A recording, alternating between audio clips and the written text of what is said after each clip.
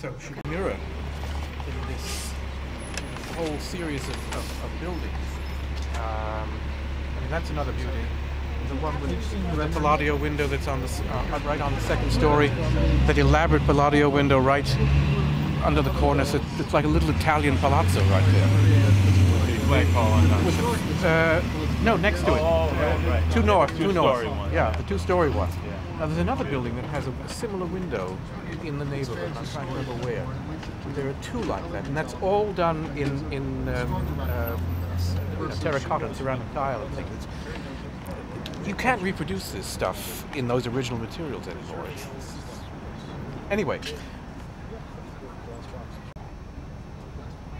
I just want us all to look from here at the general, to give a greater context, because what you have, this shows the scale, this shows the homogeneity, even in this present state of flux, shall we call it, that you have this series of buildings that were built from around 1860 until the turn of the century and just after, in varying states. Now, these three here are also worthy of restoration. I mean, the one in the center, the red brick, which is a kind of 1860s, 1870s, it's got metal flat arches and a metal cornice. These things are all relatively intact.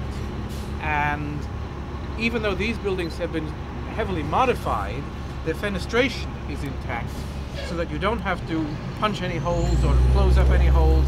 It's there, and what was simply taken away was the surface detail. Because they go, this was the police station at one time, the police headquarters, and the bank. No, the insurance company. Mine was. Yours was. Yes. 36 was built by Valentino Mila, who also built Nine Manor House, which will pass soon. Yeah. He is being honored by the White House, Historical, and Smithsonian in a major exhibit coming up. He was the first steward of the White House in a long time, first Italian to work in the White House. But he built using the money of the Quakers who owned the Manor House and who ran Yonkers, James Christie Bell. He built 36 Warburton.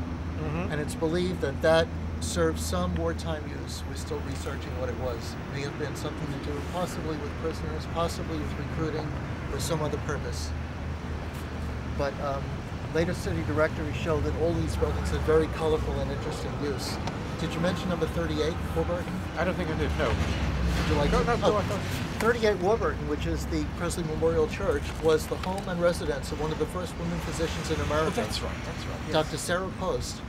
At that building, in 1887, founded the very first journal in the world devoted to nursing.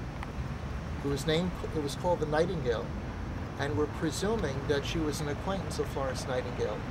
One reason that leads me to believe that is that someone who graduated from nursing school out of state was told at their graduation, "We urge you to emulate the three great women of nursing history, Florence Nightingale, Clara Barton, and Sarah Post." Right there. Right there.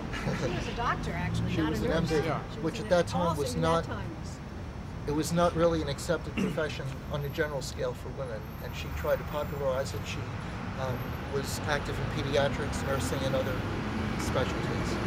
She's a major figure in medical history. Yeah. That was it. Yeah. And in terms of architecture, that one, if I'm not mistaken, is a frame building.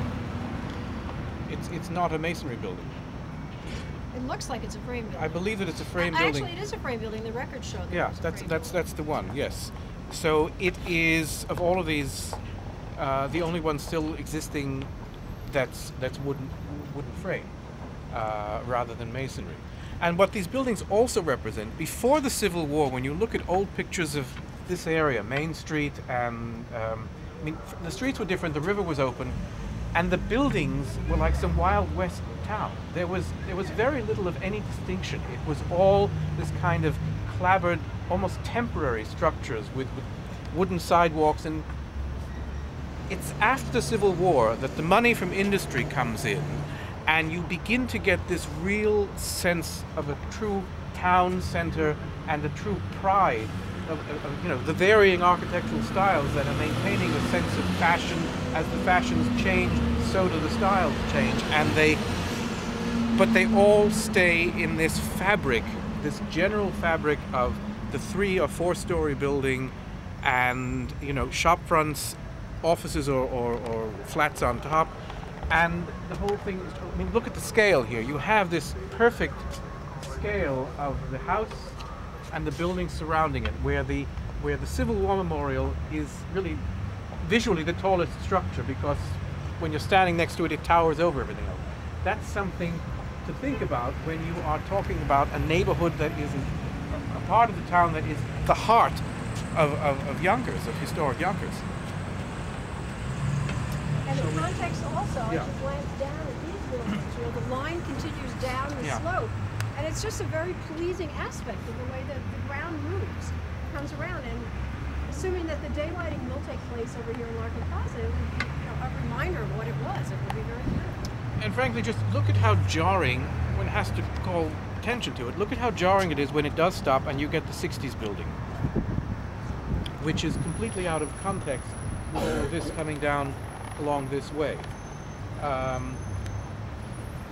If you don't preserve it, So be it. so yeah.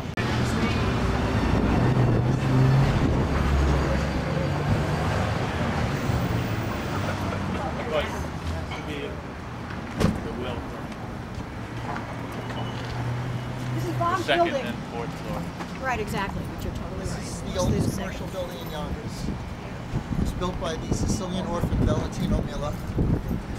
He's regarded as the first celebrity chef in America because he was the first White House employee ever to be interviewed by a newspaper reporter, so his name became known to the average American.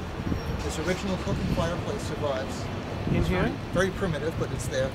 It became, after the Civil War, the oldest structure today of the New York City Police Department, even though it's not in New York City.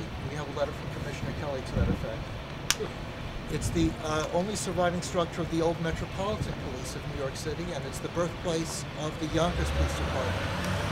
A minimum of 300,000 prisoners passed through this